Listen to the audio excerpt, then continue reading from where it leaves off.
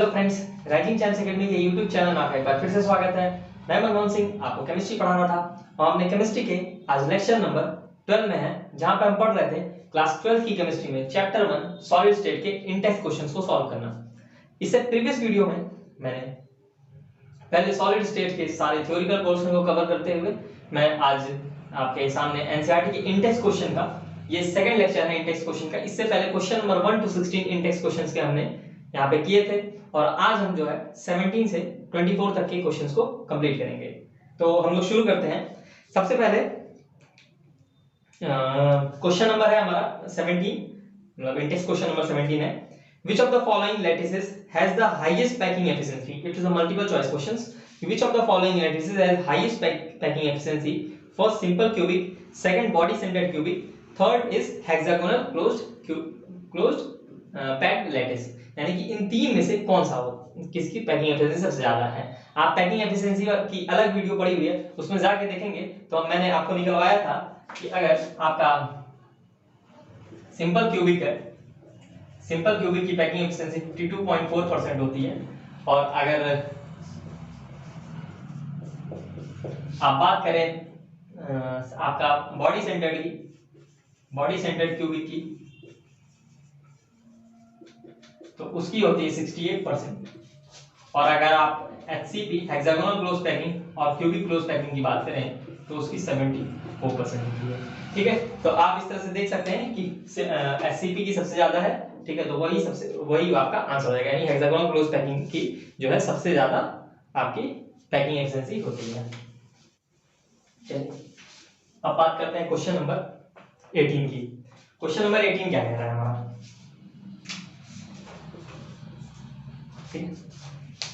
An element with molar mass 2.7 into 10 square kilogram per mole form a cubic unit cell with edge length 405 picometer. If its density is 2.7 into 10 to power 3 kilogram per meter cube, what is the nature of the unit cell? यानी आपसे पूछ रहा है कि किस तरह का unit cell है। अगर आपको ये सारी डेटा गिवन है तो दिया क्या क्या है उसको हम जरा से देख लेते हैं। लेट्स से हमारा रो जो दिया हुआ है, डेंसिटी सबसे पहले मोलर मास दिया है, तो मोलर मास लिख लेते हैं। कैपिटल एम हमारा दिया है 2.7 into 10 square, 2.7 into 10 square kilogram पर मोल। चलिए, और दिया है हमारा एज लेंथ यानी ए दिया हमारा 405 पिकोमीटर, कोई टेंशन की बात नहीं है। डेंसिटी दिया है, यानी रो की बात करें, डेंसिटी दिया है 2.7 into 10 क्यूब किलोग्राम पर metre cube and something else नहीं, और कुछ नहीं है। ठीक है, तो हमसे पूछा है कि क्या होगा आपका यूनिट सेल का नेचर। हम जानते हैं डेंसिटी और एज लेंथ के बीच में एक रिलेशन निकाला हुआ है, आप प्रीवियस वीडियो में देखेंगे तो आपको मिल भी जाएगा। ठीक है, तो वो रिलेशन क्या था? रो बराबर क्या था? z into M upon N into A cube था। This is the relation between what? This is the relation between the density and edge length के बीच में ये रिलेशन था। अब आप इसमें से देखिए आपको क्या क्या डेटा गिवन है। आपको m दिया है, आपको a दिया है, आपको रो दिया है, आपको Na एवोगैड्रो नंबर होता है। ठीक है, इसको भी लिख देते हैं हम। Na जो है आपका क्या है? एवोगैड्रो नंबर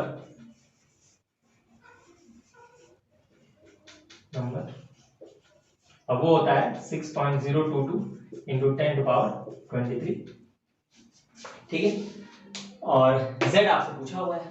z कैसे आपको पता कैसे चला z पूछ रहा है? क्योंकि उसने पूछा किस टाइप का यूनिट सेल है। हमने पढ़ा था कि हर टाइप के यूनिट सेल के लिए डेंसिटी के लिए जो है z की वैल्यू जो है डिफरेंट होती है। यानी कि अगर z इज द आप बात करें नंबर ऑफ एटम पर यूनिट सेल, तो हम जानते हैं अगर z की वैल्यू 1 आई तो हमारा क्या हो जाएगा? हमारा जो क्यूबिक लैटिस दिया हुआ है वो सिंपल क्यूबिक है। अगर z की वैल्यू 2 आई तो हमारा क्या आएगा? बॉडी सेंटर हो जाएगा। और z की वैल्यू 4 आई तो हमारा क्या हो जाएगा? क्यूबिक क्लोज पैकिंग या हेक्सागोनल क्लोज पैकिंग हो जाएगा। ठीक है, तो हम लोग करते हैं इसको, देखते हैं क्या होता है हमारा। चलिए भाई, तो आप सॉल्व कर लेंगे इसको ऐसे।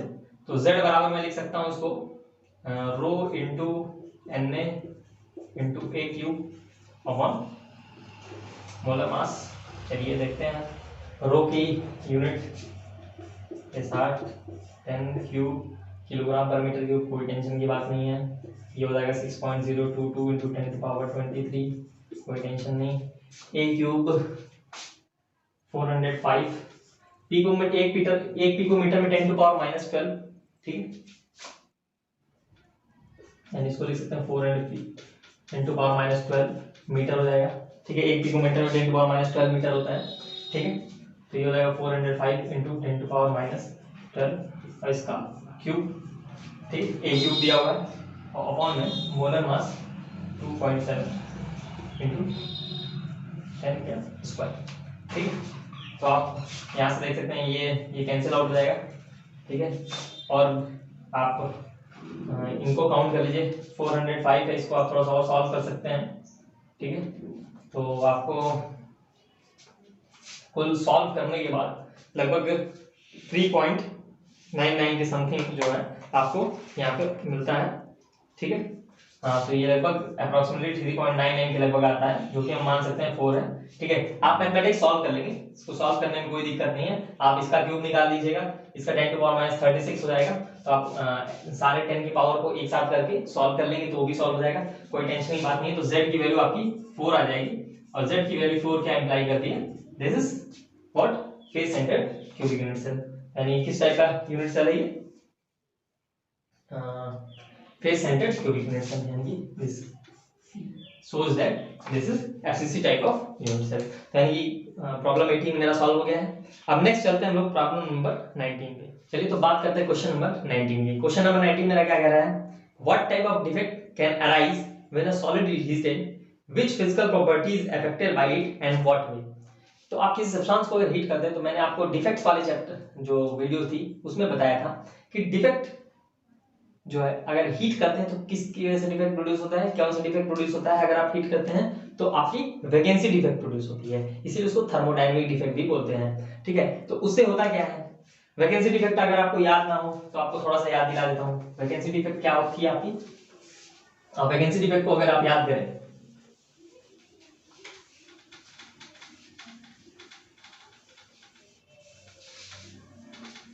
अगर आप अपने वैकेंसी डिफेक्ट को याद कर रहे हो तो वैकेंसी डिफेक्ट में आपने देखा था कि अगर हम सब्सटेंस को हीट करते हैं तो क्या होता है, सब्सटेंस अपने लैटिस साइड को छोड़कर वो क्या होता है, सरफेस पे चला जाता है और वहां पे वैकेंसी खाली रह जाती है। यानी कि आपका जो भी प्लेस रहता है, यानी कि एटम की जो साइड्स होती हैं वो जो है एम्प्टी रह जाती हैं, ठीक है। तो एम्प्टी रहने की वजह से वहां पे क्या होता है, आपको मैंने बताया था कि डेंसिटी में जो फर्क आता है, क्या होता है, क्योंकि अब आपके मान लीजिए पहले आपके 1 मीटर क्यूब के अंदर आपका इतना पोर्शन है, इसके अंदर मान लीजिए आपके 100 आइटम्स है, ठीक है। अब क्या हो रहा है, 1 मीटर क्यूब मान लीजिए आपका ये 1 सेंटीमीटर क्यूब के अंदर आपका 100 आइटम रह रहे हैं, ठीक है। अब आपने हीट किया और इसमें से 4 आइटम्स चले गए, तो अब आपके पास बचा है 99 आइटम्स, सॉरी 96 आइटम्स आपके पास बचे हुए हैं। अब 96 आइटम्स आपके पास बचे हुए हैं तो क्या हुआ, वॉल्यूम तो उतना ही रहेगा, 1 सेंटीमीटर क्यूब की वॉल्यूम में तो कोई चेंज नहीं आ रहा है, लेकिन मास उसका घट जाएगा कि नहीं, घट जाएगा, क्योंकि 4 आइटम्स का मास जो है वो चला गया है। तो यानी इससे क्या होता है, डेंसिटी में डिक्रीज होता है। यानी कि अगर आप बात करें सॉल्यूशन नंबर 19 की, तो कौन सा डिफेक्ट प्रोड्यूस हो रहा है, डिफेक्ट कौन सा है, वैकेंसी डिफेक्ट, और उसकी वजह से हो क्या रहा है, दैट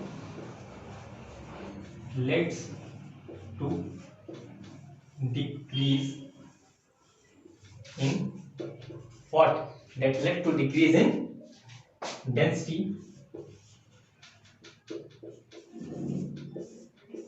of substance। ऐसे आपको पता चलेगा कि डेंसिटी ऑफ सब्सटेंस जो है वो क्या होता है, घट जाता है। चलिए हम लोग बात करते हैं क्वेश्चन नंबर 20 की। What type of stoichiometric defect is shown by ZNS and AGBR? तो मैंने आपसे कहा था, जब भी फ्रैंकल डिफेक्ट और शॉर्टकी डिफेक्ट मैंने आपको पढ़ाया था, तो मैंने कहा था कि आपसे कि हम जब भी जो भी बचा हुआ पोर्शन है शॉर्टकट डिफेक्ट फ्रैंकल में जो भी बच गया होगा, हम उनको जो है बाद में जैसे वैसे क्वेश्चन करेंगे तब हम करेंगे। तो आज वो बताने वाली बात है आपके पास कि शॉर्टकट डिफेक्ट और फ्रैंकल डिफेक्ट में और क्या जानने वाली बातें हैं। शॉर्ट की डिफेक्ट एंड फ्रैंकल डिफेक्ट।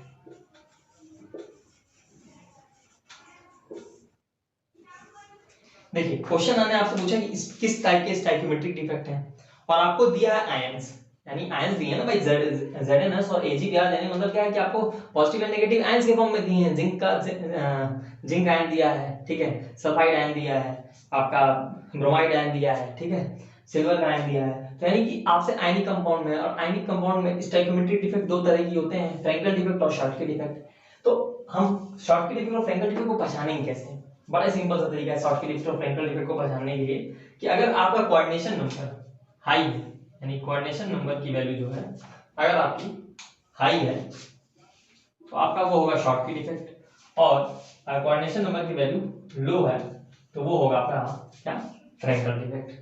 ठीक है, इसका मतलब आप दूसरे तरह से भी इसको एनालाइज कर सकते हैं। दूसरे तरह से एनालाइज ये कर सकते हैं कि क्योंकि कोऑर्डिनेशन नंबर एक्चुअली क्या था कि रेडियस रेशियो रूल के से अगर हम रिलेशन देखें इसका, तो रेडियस रेशियो रूल के हिसाब से हमें पता चलता है कि जितना बड़ा कटायन होगा और कटायन और आयन के बीच में जितना डिफरेंस कम होगा उसका कोऑर्डिनेशन नंबर हाई होगा, क्योंकि रेडियस रेशियो रूल में क्या था, यही था, radius of cation upon radius of ion. ठीक है, और ये हमेशा 1 से कम हो रहा था। ठीक है, 1 से कम हो रहा था तो हम यही कह सकते हैं कटायन और आयन के बीच में जितना डिफरेंस कम होगा, ठीक है, साइज के बीच में जितना डिफरेंस कम होगा तो उतना ही ज्यादा कोऑर्डिनेशन नंबर क्या होगी, हाई होगी। और जितना ज्यादा कटायन छोटा होगा अपने एनायन से तो उतना ही लो होगा। अब हम बात करते हैं ZnS की। ZnS में क्या है, आपके जिंक आयन है और सल्फाइड आयन है।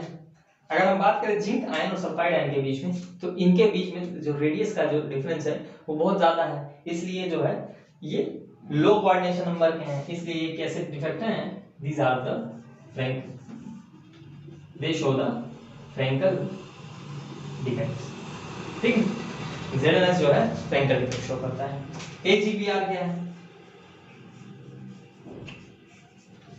AgBr जो है आपका, ऐसा आपको AgBr को याद रखना चाहिए कि AgBr जो है एक ऐसा कंपाउंड है जो कि both Frenkel and Schottky defect show करता है, यानी कि this show both Frenkel and Schottky defect. ठीक है, तो इस तरह से जो है हम इस क्वेश्चन को कंप्लीट कर लिए। अब नेक्स्ट बात करते हैं क्वेश्चन नंबर 21 की। Explain how vacancies are introduced in an ionic compound where a cation of higher valency is added as an impurity in it। कह रहा है कि आपको ये बताना है कि कैसे आप इम्प्योरिटी इंट्रोड्यूस कर रहे हैं। ठीक है, सॉरी इम्प्योरिटी नहीं, वैकेंसी कैसे आप इंट्रोड्यूस कर रहे हैं जब आप कोई कटायन जिसका higher atomic higher oxidation number है उसको आप हायर वैलेंसी है उसको आप इंट्रोड्यूस कर रहे हैं किसी क्रिस्टल में। ठीक है, तो चलिए देखते हैं कैसे करते हैं इसको।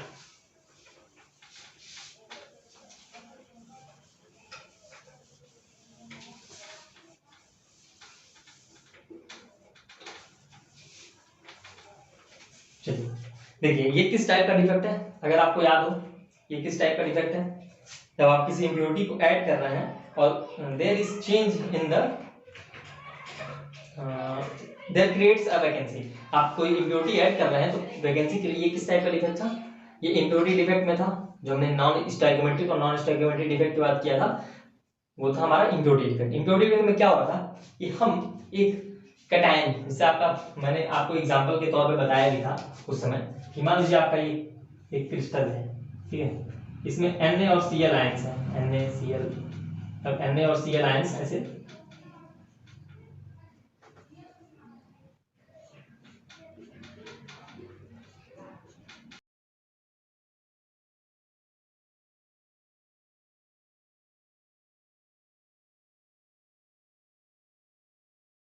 ठीक है, NaCl टाइप के आपके आयंस है मान लीजिए। अब क्या है कि Na जो है Na की वैलेंसी आपकी 1 होती है, यानी Na एक Cl से ही बाइंड होगा। ठीक है, एक Na एक Cl से बाइंड होगा। अब आपने कोई हायर कोऑर्डिनेशन नंबर का, मान लीजिए आपने सपोज मैग्नीशियम ही ले आए यार, आप मैग्नीशियम ले आए, ठीक है, Mg अब 2 पॉजिटिव होता है, ठीक है। अब वो आगे किसी एक वैकेंसी एक जगह पे आप आगे रह गया, ठीक है, Mg आगे मान लीजिए आप यहाँ पे रख दिया अपने Mg को, ठीक है।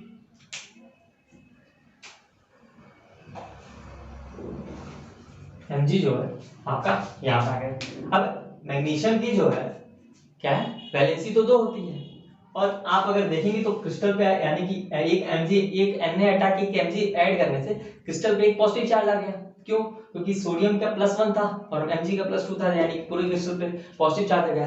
तो इसकी वजह से क्या होगा कि ऐसा नहीं होगा कि क्रिस्टल पे पॉजिटिव चार्ज है, क्योंकि क्रिस्टल को होल न्यूट्रल होना पड़ेगा, तो एक और Na आयन कहीं और से वो क्या होगा, चला जाएगा, और वहां पर क्या होगी, वैकेंसी क्रिएट हो जाएगी, ठीक है। तो उसी वैकेंसी को आप क्या बोलते हैं, उसी को बोलते हैं इम्प्योरिटी डिफेक्ट, कि आपने कोई कटायन हाई कोऑर्डिनेशन नंबर का इंट्रोड्यूस कर दिया, जिसकी वजह से क्या हुआ, वैकेंसी क्रिएट हो गई है, ठीक है। तो इस तरह से क्रिस्टल में क्रिएट हो जाता है, ठीक है। तो ये था आपका क्वेश्चन नंबर 21 का आंसर। ये इसने कहा था एक्सप्लेन करने के, तो मैंने आपको एक्सप्लेन कर दिया है कि कैसे, कि आप कोई भी एक अलग आयन दूसरा ले आए, ठीक है, जिसका हाई कोऑर्डिनेशन नंबर हो, तो वो क्या करेगा, वो आएगा और वो जो है एटम की स्पेस ऑक्यूपाई करेगा, यानी कि वो 2 जगह पे हो सकता था। अब देखिए यहाँ पे +2 था, तो एक एटम जो है 2 आयंस को सेटिस्फाई कर दिया, तो इसलिए जो है एक ही वैकेंसी जो है क्रिएट हुई। अगर यहीं पे आपका +3 रहता, ठीक है, तो +3 रहता तो 2 वैकेंसी क्रिएट हो जाती एक आयन के ऐड होने से।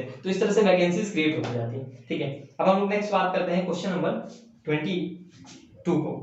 Ionic solid which have anionic vacancy due to metal excess defect develop color, explain the help with suitable example।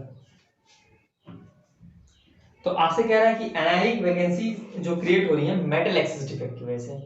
तो आपको याद होगा सॉल्यूशन नंबर 22 है कि एनायनिक डिफेक्ट जिसकी जो कि मेटल एक्सेस डिफेक्ट में हमने पढ़ा था, इम्प्योरिटी डिफेक्ट के बाद ही हमने जिस मेटल एक्सेस डिफेक्ट जब पढ़ा था, तो हमने देखा था कि एनायन मेटल एक्सेस हो रहा है, यानी मेटल ज्यादा हो रहा है, और तब जो है क्या होता था कि वहां पर एफ सेंटर्स क्रिएट हो रहे थे, ठीक है, क्योंकि मेटल ज्यादा हो रहा था, तो क्या होते हैं, एफ सेंटर्स क्रिएट हो रहे थे।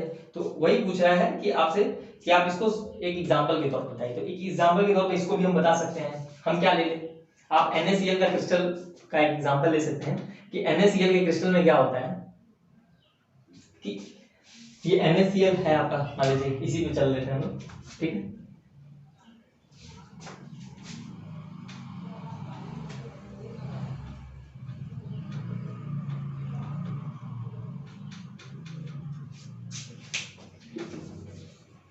अभी आपका NaCl का क्रिस्टल है, अब इसमें क्या हो रहा है कि मेटल एक्सेस होना है, ठीक है, यानी कि आपने अगर हीट किया, ठीक है, सपोजिंगली आपने इसको हीट किया कंपाउंड को, तो इसमें से क्या हो रहा है, जो कि क्लोराइड के आयंस हैं, ठीक है, जो क्लोरीन के आयंस हैं, ठीक है, जिसको क्लोराइड आयन बोल रहे हैं, वो क्या डिफ्यूज करके वो क्रिस्टल के बाहर चले गए। मान लीजिए डिफ्यूज करके क्रिस्टल के बाहर चला गया, ठीक है।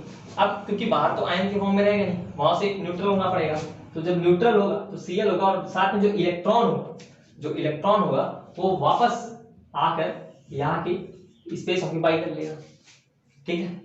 यानी कि आप मेटल एक्सेस डिफेक्ट ये कैसे प्रोड्यूस हो रहा है कि एक एटम या आयन अपने साइड को छोड़कर चला जा रहा है, ठीक है, एटम या आयन जो है अपने साइड को छोड़कर चला जा रहा है, उसकी जगह पर जो है उसकी जगह पर क्या आ रहा है, इलेक्ट्रॉन आके रह रहा है, यानी कि एक अनायन के चले जाने से, और किसकी जगह पर, उसकी जगह पर एक इलेक्ट्रॉन आने की वजह से क्या डेवलप हो रहा है, आपका मेटल एक्सेस डिफेक्ट डेवलप हो रहा है। और इसी को metal excess defect due to anionic vacancies भी बोल सकते हैं, और हम इसको बोल सकते हैं एफ सेंटर्स क्रिएट हो रहे हैं। क्यों? क्योंकि अब जो है इलेक्ट्रॉन इसके बीच में है। अब जब क्रिस्टल के ऊपर लाइट पड़ेगी तो इलेक्ट्रॉन जब लाइट एब्जॉर्ब करता है, तो हमने फोटो इलेक्ट्रिक यूनिट में पढ़ा है कि इलेक्ट्रॉन एक्साइट होगा, यानी कि हाई एनर्जी लेवल में भागेगा, है कि नहीं है। तो इलेक्ट्रॉन अब भागना चालू करेगा, जंप करना चालू करेगा एनर्जी एब्जॉर्ब करने के बाद। तो जब वापस रेडिएट होकर वापस आएगा अपने प्लेस से, तो वो क्या होगा, एनर्जी रिलीज करता है वापस। तो वो जो एनर्जी रिलीज करता है वो आपका अगर कलर्ड रीजन में होता है तो उसको क्या बोलते हैं हम, मतलब उसको हम एफ सेंटर्स बोलते हैं, ठीक है, वो कलर दे रहा है। ठीक है, इसीलिए कंपाउंड का कलर आता है। तो एफ सेंटर्स की वजह से यहाँ पर इलेक्ट्रॉन जो है आपका विजुअल रीजन में वापस एक्साइट होकर विजुअल रीजन की रेडिएशन करता है और इसलिए जो है आपका क्या होता है, कलर आता है। ठीक है, तो इसलिए इसको एफ सेंटर्स बोलते हैं और इसकी वजह से कलर आता है। ठीक है, आप समझ गए होंगे, इलेक्ट्रॉन जंप करेगा, एक्साइट होगा, जब एनर्जी अब्सॉर्ब करेगा तो एक्साइट होगा और जब वापस आएगा रिटर्न होगा तो एनर्जी रिलीज करेगा वापस से, तो हमको क्या होगा, कलर दिखाई देगा। ठीक है, अब हम लोग बात करते हैं नेक्स्ट क्वेश्चन नंबर 23 की। अब group 14 element is to be, इसमें कुछ लिखने लायक था नहीं क्योंकि ये तो थ्योरेटिकल क्वेश्चन था। ठीक है, तो इसको एक्सप्लेन कर दिया, अब आप इसको अपने लैंग्वेज में लिख लेंगे। ठीक है, group 14 element is to be converted into n type semiconductor. और अगर आप इसको सही से देखना चाहते हो तो आप लेक्चर्स में जाइएगा। ठीक है, जहां पे मैंने बताया होगा आपको मेटल एक्सेस डिफेक्ट, वहां पे मैंने जरूर जो है कुछ ना कुछ लिखवाया होगा। ठीक है, तो आप वहां पे देख लीजिएगा। ठीक है, अब हम लोग बात करते हैं क्वेश्चन नंबर 23 की। A group 14 element is converted into n type semiconductor by doping it with suitable impurity, to which group should this impurity belong? अब कह रहा है कि आपको इंप्योरिटी ऐड करना है ग्रुप 14 एलिमेंट में, एन टाइप का सेमीकंडक्टर बनाना है। अब जरा सेमीकंडक्टर वाले में आइए। सेमीकंडक्टर में मैंने आपको बताया था कि अगर ग्रुप 14 में आप ग्रुप 15 मिलाएंगे, ग्रुप 15 की इंप्योरिटी आप ऐड करेंगे तो क्या होगा, क्या होगा भाई, ग्रुप 14 के आउटर मोस्ट इलेक्ट्रॉन कितने होते हैं, 4 होते हैं, इनके 5 होते हैं, तो 5 4 9 इलेक्ट्रॉन्स होंगे। ठीक है, टू बी बैलेंस होने के लिए 8 इलेक्ट्रॉन चाहिए जाएंगे, 1 इलेक्ट्रॉन एक्स्ट्रा है, तो इसलिए इसको बोल रहे थे हम एन टाइप का सेमीकंडक्टर बनता है। और यही अगर ग्रुप 13 के साथ होता है तो आप यहाँ पे कितने बचते हैं, 3 इलेक्ट्रॉन इनके होते हैं ग्रुप 13 वाले के, और इनकी वजह से जो है आपको मिलते हैं 7 इलेक्ट्रॉन, इसको आप कर सकते हैं 8 इलेक्ट्रॉन माइनस 1 इलेक्ट्रॉन, और यहाँ से आप इसको कह सकते हैं कि यहाँ पर एक होल्स क्रिएट होते हैं। ठीक है, तो इसलिए इसको पी टाइप का सेमीकंडक्टर बोलते हैं। ठीक है, तो आप समझ गए होंगे ग्रुप 14 में आप ग्रुप 15 यानी नाइट्रोजन फैमिली के एलिमेंट को इंट्रोड्यूस करेंगे। ठीक है, फास्फोरस आर्सेनिक को, तो आपको क्या मिलेगा, आपको मिलेगा एन टाइप का सेमीकंडक्टर। ठीक है, बड़ा सिंपल सा सवाल था, इसका कोई दिक्कत नहीं था। अगला है question number 24, what type of substance would make better permanent magnet, ferromagnetic और फेरीमैग्नेटिक, यानी आपसे पूछ रहा है कि कौन सा बेटर परमानेंट मैग्नेट होगा।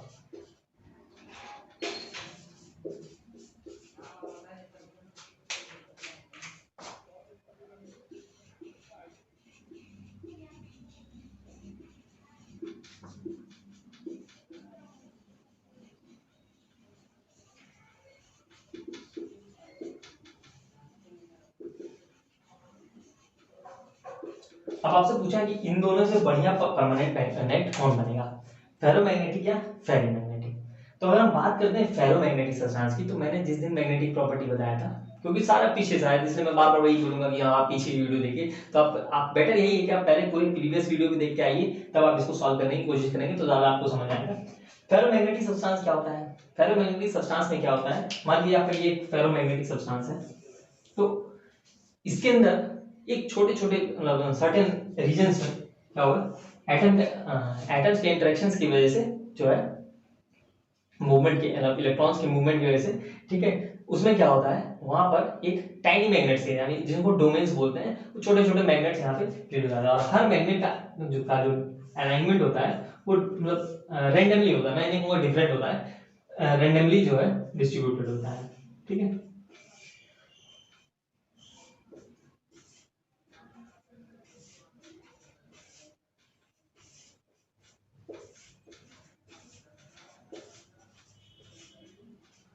ठीक ऐसा होता है।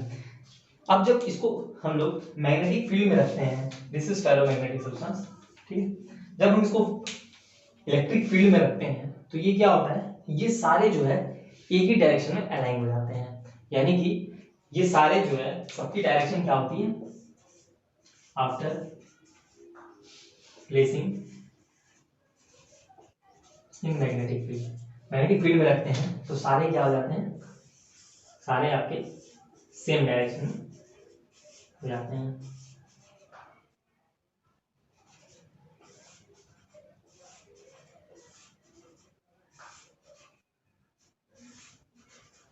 इसका मतलब क्या है कि अब ये जो है परमानेंट मैग्नेटिज्म का काम करने लगे हैं। परमानेंट मैग्नेटिज्म का काम, क्योंकि पहले जो अलाइनमेंट यानी पहले नॉर्थ पोल सबका मिक्स था, तो इसलिए कोई मैग्नेटिक प्रॉपर्टी शो ही नहीं कर रहा था। लेकिन जैसे ही सारे जो है यानी कि सारे का डायरेक्शन सेम हो जाएगा, सारी मैग्नेटिक फील्ड का डायरेक्शन अगर सेम हो जाएगा सारे छोटे मैग्नेट का, तो एक स्ट्रॉन्गर मैग्नेट बन जाएगा, ये बन जाएगा। क्योंकि magnetic field is also vector quantity, ठीक है। जब उनका मैग्नीट्यूड आप ऐड करते हैं, ठीक है, तो मतलब वो वेक्टर एडिशन होता है। वहां पे वेक्टर एडिशन अगर डिफरेंट डायरेक्शन में, तो they are cancel each other, तो इसलिए ये इसमें जो है नो मैग्नेटिक मूवमेंट होता है। लेकिन यहाँ पर जब सबका डायरेक्शन सेम हो जाता है, ठीक है, तो क्या होता है वहां पे जो है मैग्नेटिक मूवमेंट अच्छा खासा आता है। तो इसलिए फेरोमैग्नेटिक सब्सटेंस जो है बेटर परमानेंट मैग्नेट है। और वहीं फेरीमैग्नेटिक सब्सटेंस की अगर बात करें तो they are not permanent magnet, क्योंकि उनके अंदर जो अलाइनमेंट होता है वो क्या होता है, वो पार्शली रिवर्स डायरेक्शन में होते हैं। मतलब किसी की डायरेक्शन मतलब ज्यादा हो गया कि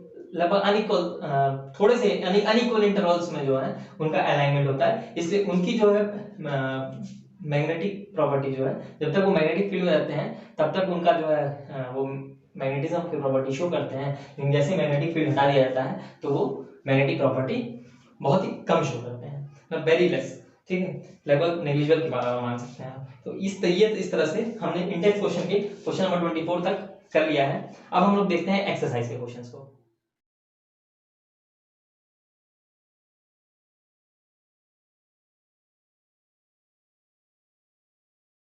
अब हम लोग देखते हैं एक्सरसाइज का क्वेश्चन नंबर 1, ठीक है। क्वेश्चन नंबर क्या है, define the term amorphous, give a few example of amorphous solid, ठीक है। अब ये भी क्वेश्चन हमने किया हुआ है, हमने एमॉर्फस और क्रिस्टलाइन सॉलिड में डिफरेंस भी किया था। लेकिन यहाँ पे पूछा है डिफाइन टर्म एमॉर्फस, एमॉर्फस का मतलब क्या होता है। आप अगर देखेंगे डिक्शनरी वगैरह में आप देख सकते हैं, ठीक है, आप चाहे गूगल पे भी सर्च कर सकते हैं। आप एमॉर्फस का मीनिंग देखेंगे अगर, तो आपको मिलेगा कि एमॉर्फस मतलब क्या होता है कि जिनका कोई फिक्स्ड शेप ना हो, ठीक है, यानी कि जिनकी फिक्स शेप नहीं होती है उसको हम बोलते हैं एमॉर्फस, ठीक है। तो आपको अगर एमॉर्फस सॉलिड की बात करें तो एमॉर्फस सॉलिड भी ऐसे ही होता है कुछ, क्योंकि कोई फिक्स शेप नहीं होती है, ठीक है। उनका जो है कोई हीट ऑफ क्या बोलते हैं उसको, हीट ऑफ रिएक्शन नहीं होता है, ठीक है, हीट ऑफ सब्लिमेशन नहीं होता है। तो दीज आर द आप एमॉर्फस सॉलिड को डिस्क्राइब कर सकते हैं। अब give a few example of amorphous solid, examples में आप बहुत सारे आपको रबर, प्लास्टिक्स, ठीक है, जितने पीवीसीज होंगे, जितने आपके पॉलीमर्स होंगे, आपको सारे क्या होंगे, वो एमॉर्फस ही तो होंगे, ठीक है। और एक सबसे बढ़िया डिफरेंस था कि अगर आप कट कर रहे हैं तो अगर क्लीन क्लीवेज मिल रहा है तो आपके वो क्या है, क्रिस्टलाइन है। अगर क्लीन क्लीवेज नहीं मिल रहा है तो एमॉर्फस है। तो आप यहाँ से एमॉर्फस के बीच में डिफरेंस जान सकते हैं, ठीक है। तो ये भी एक मतलब इसको लगता नहीं है वो कराने की जरूरत है, ठीक है। अब बात करते हैं क्वेश्चन नंबर 2 की, व्हाट मेक्स, मतलब इसको करवाने की जरूरत नहीं, मतलब लिखने की जरूरत नहीं है, ये थ्योरेटिकल क्वेश्चन है, आप देखेंगे तो आपको मिल जाएगा, ठीक है। What makes a glass different from a solid such as quartz, under what condition could quartz be converted into glass. मतलब कह रहा है कि क्या जो है, क्या कंडीशन है कि ग्लास डिफरेंट है एज क्वार्ट्ज, क्वार्ट्ज से डिफरेंट ग्लास क्यों है। और दूसरा बात कर रहा है कि अंडर व्हाट कंडीशन वो could quartz be converted into glass, किस तरह से क्वार्ट्ज को हम ग्लास में कन्वर्ट कर सकते हैं। ये तो हम जानते ही हैं कि ग्लास भी जो है वो क्वार्ट्ज होता है, तो कैसे बनता है। तो देखिए ग्लास और क्वार्ट्ज के बीच में डिफरेंस की बात कर रहे हैं यहाँ पे। अब ये एनसीईआरटी इन टेक्स्ट प्रॉब्लम ना हो, क्या है क्या, this is going to be your NCERT.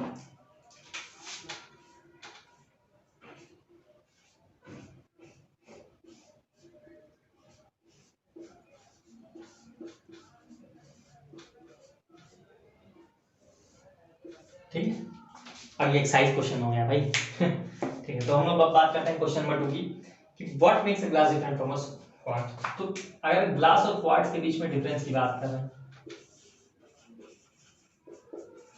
तो देखिए भाई, ग्लास के अंदर जो है, ग्लास एक क्या है, एमॉर्फस सॉलिड है, क्वार्ट्ज भी एक एमॉर्फस सॉलिड है। लेकिन ग्लास के अंदर जो है सारी जो कोई भी एटम की लॉन्ग रेंज ऑर्डर नहीं होती है, यानी कि these are they have only short range order, सिर्फ ऑर्डर का ही डिफरेंस है इसमें, ठीक है। यानी कि they have short range order, और दोनों बने किससे होते हैं, SiO4 यूनिट से, यानी कि सिलिकेट्स। दोनों ग्लास और क्वार्ट्ज दोनों क्या है, दोनों सिलिकेट्स ही हैं, यानी सिलिकेट्स मतलब क्या, SiO4 2। अच्छा ये ऐसा क्यों लिखा जा रहा है, इसके पीछे भी रीजन है, जब आप सिलिकेट्स पढ़ेंगे तो जानेंगे कि क्या होता है, ठीक है। तो ये क्या है, ग्लास जो है शॉर्ट रेंज ऑर्डर होती है, और क्वार्ट्ज के अंदर short as well as long range order होता है, ठीक है। अब क्या है, ग्लास को क्वार्ट्ज में कन्वर्ट कैसे करेंगे, ग्लास को क्वार्ट्ज में कन्वर्ट करना है, पहले तो आप इसको हीट करिए, हीट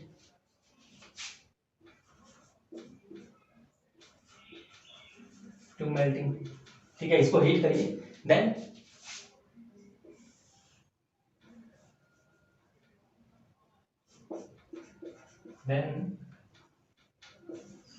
कूल रैपिडली, यानी कि पहले इसको मेल्ट करिए, ठीक है, उसके बाद इसको खूब रैपिडली जल्दी से इसको ठंडा करिए। तो इससे क्या होगा, जो है ग्लास जो है वो क्वार्ट्ज में, क्वार्ट्ज जो है वो ग्लास में कन्वर्ट हो जाएगा, सॉरी क्वार्ट्ज जो है वो क्या हो जाएगा, ग्लास में कन्वर्ट हो जाएगा। तो आपको ये बात जानना है, क्वार्ट्ज से ग्लास में कन्वर्ट करने के लिए क्या करना है, आपको हीट करना है अप टू मेल्टिंग तक, ठीक है, और उसको रैपिडली कूल कर देना है। तो अगर आप पॉलीमर पढ़े होंगे, पॉलीमर्स में आपको पता चलता है कि कैसे जो है, अगर आपको एवरेज मॉलिक्यूलर वेट घटाना है, ठीक है, यानी चेन लेंथ अगर आपको डिक्रीज करनी है, तो आप क्या करिए, उसको पहले हीट करिए हाई, और उसके बाद उसको रैपिडली कूल कर दीजिए, तो इससे जो उनका जो चेन लेंथ होती है वो क्या होती है, वो कम हो जाती है, ठीक है। तो आप पॉलीमर्स में ये चीजें पढ़ेंगे कि कैसे, ये आगे की स्टडी है कि कैसे आप चेन को शॉर्ट कर सकते हैं, ठीक है। अब नेक्स्ट बात करते हैं सॉल्यूशन नंबर 3 की। सॉल्यूशन नंबर 3 में कह रहा है कि classify each of the following as ionic, metallic, molecular, ये हम पहले भी कर चुके हैं, ठीक है, तो फिर से कर लेते हैं। आयनिक है, मेटेलिक है, मॉलिक्यूलर है, कोवेलेंट है, और क्या है, एमॉर्फस है। अब आपसे कह रहा है कि क्लासिफाई करते रहिए भाई, ठीक है। इसको क्लासिफाई कैसे करेंगे, चलिए देखते हैं कैसे क्लासिफाई करेंगे। सबसे पहला है tetra phosphorus deco oxide, P4O10।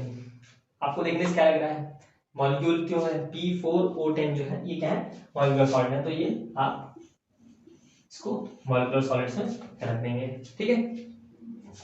Ammonium phosphate, ammonium phosphate में आप देखिए अमोनियम आयंस है और फॉस्फेट आयंस है, यानी कैसा है ये एक आयनिक कंपाउंड है, ठीक है। तो अमोनियम फॉस्फेट यहाँ पे हो गया, NH3 NH4 3 वही तो 3 है, ठीक है। नेक्स्ट बात करते हैं सिलिकॉन कार्बाइड। सिलिकॉन कार्बाइड क्या है, ये एक कोवेलेंट कंपाउंड है कि नहीं है, मैंने आपको बताया था कार्बाइड्स जितने भी होंगे वो क्या होंगे, वो आपके कोवेलेंट कंपाउंड्स होंगे, ठीक है। कार्बाइड, सिलिकेट्स, ये सारे क्या हैं, ये आपके कोवेलेंट कंपाउंड्स हैं, ठीक है। I2 अगेन मॉलिक्यूलर सॉलिड, ठीक है ना, I2 मॉलिक्यूल है, मॉलिक्यूल से मतलब कि मॉलिक्यूलर सॉलिड ही बनेगा, ठीक है। P4 again molecular solid. Plastics की बात करें तो क्या है, प्लास्टिक हमारा क्या है, एमॉर्फस है। प्लास्टिक पॉलीमर्स जितने भी हैं वो क्या है, एमॉर्फस होते हैं। ग्रेफाइट अगेन ये एग्जांपल में बताया हुआ है आपको, ग्रेफाइट इज अ कोवेलेंट, ठीक है। ग्रेफाइट में कैसे लेयर्स बनी होती हैं, ठीक है, ग्रेफाइट में लेयरिंग होती है ना, कार्बन जो है, एक कार्बन 3 कार्बन से अटैच होता है, एक खाली होता है, जिससे की वजह से एक इलेक्ट्रॉन खाली रहता है लेयर्स के बीच में, इस वही जंप करता है तो कंडक्शन होती है ग्रेफाइट में, याद होगा आपको, ठीक है। अब बात करें ब्रास की। ब्रास क्या है, एक मेटल है, मेटल नहीं है भैया, तो मेटल से मिलकर बनता है ब्रास। किसके से मिलकर बनता है ब्रास, बताएंगे आप, ठीक है। ये ब्रास किससे बनता है, रुबिडियम Rb, ये भी क्या है, मेटल ही है। LiBr आयनिक कंपाउंड, लिथियम और ब्रोमीन आयंस है, ठीक है। Si सिलिकॉन भी क्या है, सिलिकॉन ग्रुप 14 एलिमेंट है, इसलिए ये इनके जो गैस एटम गैस होंगे कोवेलेंट कंपाउंड, आपको पता है कि ग्रुप 14 एलिमेंट जो है कोवेलेंट कंपाउंड फॉर्म करते हैं। तो इस तरह से हमने क्लासिफाई कर दिया। नेक्स्ट बात करते हैं what is mean by term coordination number. Coordination number मैंने बताया हुआ आपको कि कोऑर्डिनेशन नंबर क्या होता है, ठीक है। तो लिखवाऊंगा नहीं, ठीक है, लिखूंगा नहीं, मतलब मैं, आप प्रीवियस वीडियो में देख सकते हैं, लेकिन आपको बता देता हूँ क्या होता है कोऑर्डिनेशन नंबर। कोऑर्डिनेशन नंबर क्या होता है कि एक एटम कितने सराउंडिंग एटम से बाइंड है, ठीक है, या टच्ड है, उसी को हम क्या बोलते हैं कोऑर्डिनेशन नंबर। कि कितनों के साथ वो डायरेक्टली अटैच्ड है उसी को हम बोलते हैं कोऑर्डिनेशन नंबर। यानी an atom number of atoms surrounding each atom is known as coordination number, ठीक है। What is the coordination number of atoms in a cubic closed pack structure and in a body centered cubic structure. आपसे पूछा है कि coordination number बताइए कि एक cubic closed pack structure में और एक बॉडी सेंटर्ड क्यूबिक स्ट्रक्चर में कोऑर्डिनेशन नंबर क्या होती है। तो हम बात कर रहे थे जो क्यूबिक क्लोज पैक स्ट्रक्चर में, तो क्यूबिक क्लोज पैक स्ट्रक्चर में क्या होता है, एक एटम जो है वो कितनों के साथ बाइंड होता है। आप अगर निकालेंगे कोऑर्डिनेशन कितने एटम से टच होता है, तो क्या होता है वो 12 एटम के साथ टच होता है। और एक बॉडी सेंटर्ड क्यूबिक में वो एक एटम जो है वो क्या होता है 8 एटम्स के साथ जो है आपने बताया। तो यानी कि आप इसका आंसर लिख सकते हैं सोल्यूशन नंबर 4 में लिख दूंगा। सोल्यूशन नंबर 4 का ए और बी पार्ट 12 एंड 8 हो जाएगा इसका आंसर, ठीक है। ये सब कराया हुआ है क्यूबिक क्लोज पैक स्ट्रक्चर में क्या होता है, ठीक है। अब नेक्स्ट बात करते हैं how do you determine the atomic mass of an unknown metal if you know its density and the dimension of its unit cell explain. कह रहे हैं कि आप कैसे जो है किसी एटॉमिक मास किसी अननोन मेटल का निकाल लेंगे अगर आपको उसकी डेंसिटी और dimension of the unit cell आपको दे दिया हो। तो हम कहेंगे भाई कोई दिक्कत नहीं, हमको आपको क्या करना है, आपको एटॉमिक मास निकालना है। एटॉमिक मास आपसे को निकालना है, ठीक है। और आपको क्या दिया है, आपको डेंसिटी दे रहा है,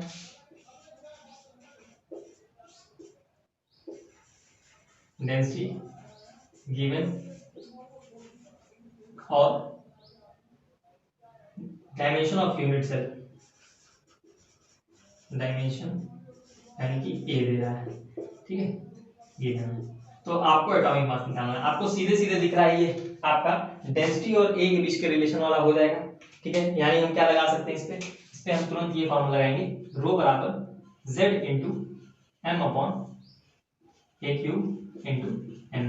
हम इसकी मदद से जो है हम निकाल सकते हैं atomic mass of the given metal, ठीक है। कि मेटल किसमें, बस हमें पता होना चाहिए कि मेटल जो है किसमें क्रिस्टलाइज हो रहा है, कौन से यूनिट सेल में क्रिस्टलाइज हो रहा है, बाकी फिर हम निकाल लेंगे, कोई टेंशन की बात नहीं है। चलिए अब नेक्स्ट बात करते हैं क्वेश्चन नंबर 6।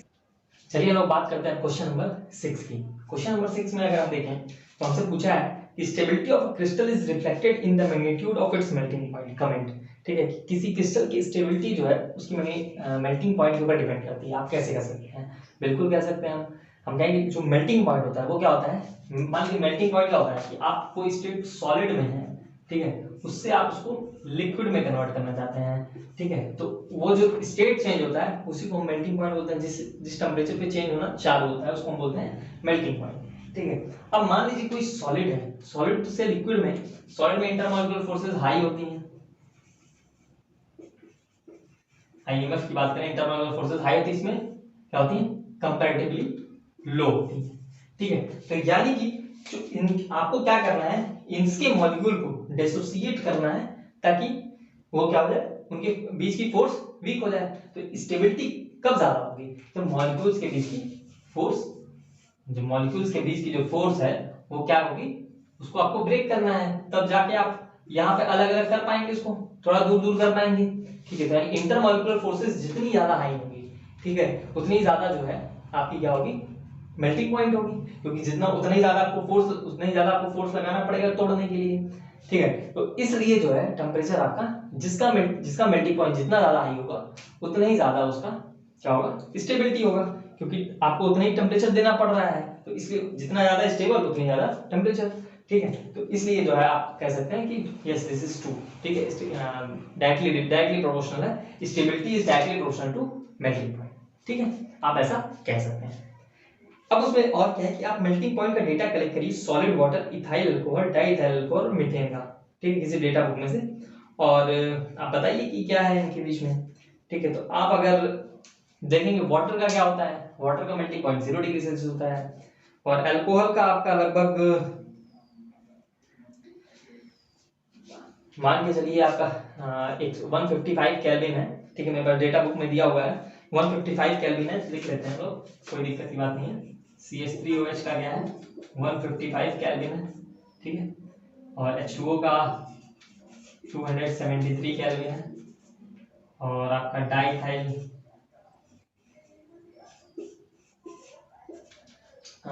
ईथर का आपका है 156.8, और मीथेन का है 90.5। तो आपसे पूछा है कि आप इनके इंटरमॉलिक्यूलर फोर्सेस के बारे में क्या कह सकते हैं, तो बड़े सिंपल से जान रहे हैं, H2O और मेथनॉल के अंदर क्या होता है, इनके बीच में हाइड्रोजन बॉन्डिंग होती है, तो H बॉन्डिंग है इसके बीच में प्रेजेंट, ठीक है, और कैसी H बॉन्डिंग है, इंटरमॉलिक्यूलर H बॉन्डिंग है दोनों में, ठीक है, इंटरमॉलिक्यूलर H बॉन्डिंग है। C2H5O में क्या है, देखिए ये कैसा मॉलिक्यूल है, higher electronegative, carbon is lower electronegative, तो ये क्या है, इनके अंदर जो है डाइपोल डाइपोल वाली फोर्सेस है, मैंने आपको बताया हुआ है डाइपोल डाइपोल फोर्सेस।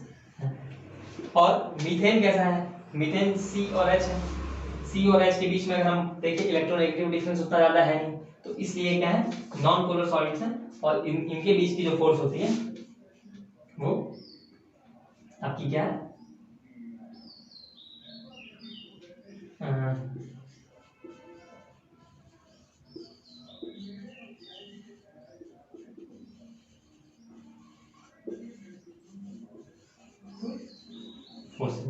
ठीक है, तो ये हो गया आपका क्वेश्चन नंबर 6 आपके पास।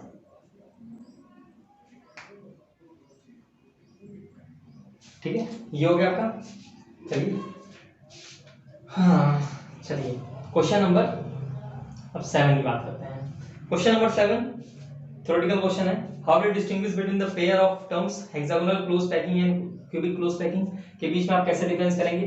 तो भाई आपको वही बताना है कि अगर हम फर्स्ट लेयर और थर्ड लेयर अगर सेम होती है तो हम उसको बोलते हैं किसी 3D पैकिंग में अगर फर्स्ट लेयर और थर्ड लेयर अगर सेम है, ठीक है, hexagonal close pack layer, hexagonal close 2D layer से अगर हम बना रहे हैं, ठीक है, तो अगर फर्स्ट और थर्ड लेयर सेम है तो वो क्या है हेक्सागोनल क्लोज पैकिंग है, और अगर फर्स्ट और फोर्थ लेयर सेम है तो क्या है क्यूबिक क्लोज पैकिंग है। इसकी कंप्लीट डिटेल आप वीडियोस में देख सकते हैं, हेक्सागोनल और क्यूबिक क्लोज पैकिंग मैंने एक अलग से वीडियो बनाया हुआ है पूरा, ठीक है, 3D स्ट्रक्चर में बनाया है कि पैकिंग इन 3D, ठीक है, आप उसको देखिए।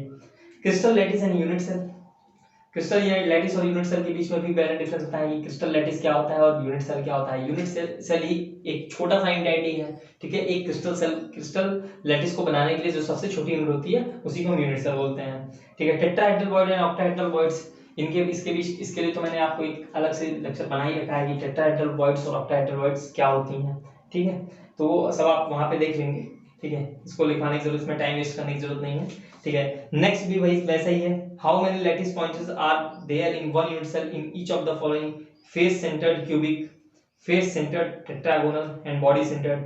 इसको आप देखेंगे कहां पे, जो मैंने आपको ब्रेविस लैटिस जो कराया है वहां पर आप देखेंगे तो आपको ये मिल जाएगा, ठीक है। Face centred cubic, face centered tetragonal और बॉडी सेंटर्ड में कितने लैटिस पॉइंट्स होते हैं, यानी कि कितने प्लेसेस हैं जहां पे एटम रखे जा सकते हैं, ठीक है।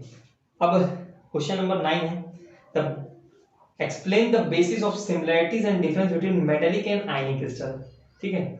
मेटालिक और आयनिक क्रिस्टल में क्या पॉइंट ऑफ सिमिलरिटीज है और क्या पॉइंट ऑफ डिफरेंस है। तो अगर आप वीडियो देखेंगे और अगर आप, मैंने नोट्स अपलोड भी कर दिया है, आप नोट्स से भी कंपेयर कर सकते हैं। नोट्स के अंदर भी आपको मैं हमारे टेलीग्राम चैनल पे जाएंगे तो वहां पर मैंने एक पीडीएफ फॉर्म में नोट्स अपलोड किया है, साथ साथ में मैंने एक बुक भी अपलोड की है जो कि आप कोर्स स्ट्रक्चर की बुक है, ठीक है, आप उसको देखेंगे, उससे भी आपको हिंट आपको ले सकते हैं, ठीक है। तो वहां से आपको ये सारी चीजें मिल जाएंगी, लेकिन नोट्स में क्लियरली मेंशन्ड है कि कैसे आप क्या पॉइंट ऑफ सिमिलरिटी है, क्या पॉइंट ऑफ डिफरेंस है। अगर मैं आपको ओपनली बात करूं तो मेटेलिक सॉलिड्स और आयनिक सॉलिड दोनों हार्ड होते हैं, ठीक है। दोनों सॉलिड स्टेट में एक तो करता है एक नहीं करता, ये डिफरेंस पॉइंट हो गया, ठीक है। दोनों मॉल्टेन स्टेट में क्या होते हैं, कंडक्शन करते हैं इलेक्ट्रिसिटी का, ठीक है। और कोई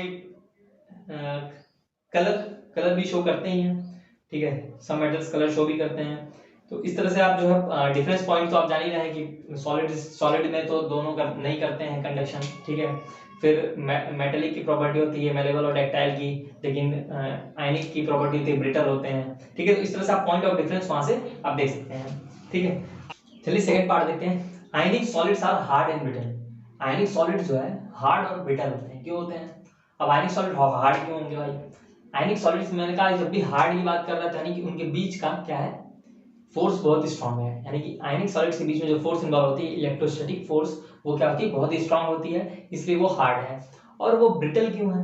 ब्रिटल इसलिए है क्योंकि जो आयनिक बॉन्ड होता है वो नॉन डायरेक्शनल बॉन्ड होता है, यानी कि इस बॉन्ड की कोई डायरेक्शन नहीं फिक्स है कि ये किससे किसकी तरफ है, ये जो है नॉन डायरेक्शनल बॉन्ड है, ठीक है। इनका कोई बॉन्ड नहीं है, ठीक है। इस वजह से ये क्या है, ब्रिटल है। तो ठीक है, आपको ये पता चल गया होगा कि आयनिक सॉलिड्स जो हैं वो हार्ड एंड ब्रिटल होते हैं, ठीक है। अब बाकी के क्वेश्चंस जो हैं, हम बाकी एक्सरसाइज क्वेश्चन 10 to 23 है शायद, ठीक है, 23 क्वेश्चंस हैं, हम उसको जो है नेक्स्ट टर्न पे करेंगे, ठीक है। यानी नेक्स्ट वीडियो जब भी अपलोड करेंगे, और मे बी वेडनेसडे को ही अपलोड करेंगे, ठीक है। तो आप वहां पे देख लीजिएगा, ठीक है। तो आज के वीडियो में बस इतना ही रहने देते हैं, और क्वेश्चंस को सॉल्व, और आपने जितने भी क्वेश्चंस किए हैं और जितने मैंने लेफ्ट आउट किए हैं इन द सेंस कि मैंने आपको कहा है कि उसको मैंने ऑलरेडी पहले लिखवा चुका था, यानी एक ही चीज को दो बार रिपीट करना कोई मतलब अच्छी बात नहीं है। आप वीडियोस अपलोड हो रही हैं, आप उनको बैक में जाके देख लेंगे, ठीक है। तो आपको वहां पे सबके आंसर्स मिल जाएंगे, ठीक है। अब हम लोग नेक्स्ट टर्म पे जब भी आएंगे तो हम बाकी के बचे हुए जो अब न्यूमेरिकल पार्ट ज्यादा बचा हुआ है, न्यूमेरिकल पार्ट को हम लोग कवर करेंगे।